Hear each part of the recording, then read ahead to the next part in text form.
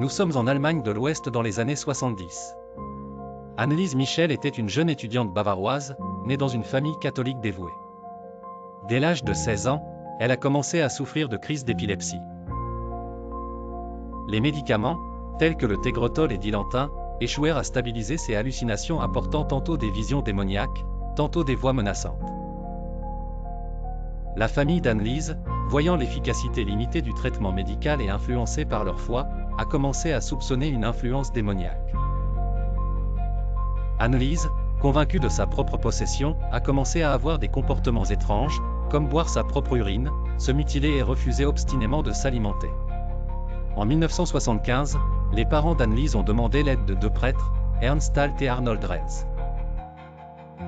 Malgré l'hésitation initiale de l'Église, un exorcisme selon le ritual romanum de 1614 a été autorisé. Au fil de 10 mois, 67 séances furent conduites. Lors de ces rituels, Anneliese aurait revendiqué la possession par plusieurs figures sinistres, parmi lesquelles Judas Iscariote, Hitler et Lucifer. Les comportements observés chez Anneliese Michel. Elle dormait sur le sol de pierre, refusant un lit ou une couverture, en guise de pénitence. Elle aboyait comme un chien pendant des heures, jusqu'à en perdre la voix, ça a été enregistré. Elle mangeait des araignées, des mouches, du charbon, et a même mordu la tête d'un oiseau mort. Elle se cognait la tête contre les murs, au point de se faire des ecchymoses, et se frappait le visage. Elle se mettait à parler en voix multiples, gutturales, en allemand et en latin. L'état d'Anneliese a continué de se détériorer. Déchirée entre le besoin de délivrance spirituelle et une condition physique qui se dégradait, elle s'est progressivement laissée mourir de faim, persuadée que sa souffrance avait un but salvateur pour d'autres âmes. Le 1er juillet 1976, elle est décédée, pesant seulement 30 kilos.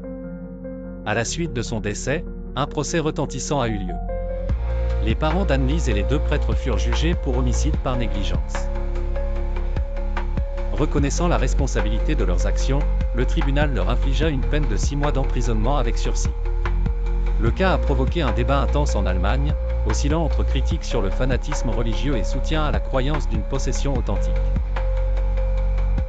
Depuis, cette tragédie a eu un impact culturel durable, inspirant des films tels que L'exorcisme d'Emily Rose en 2004 et Requiem en 2006.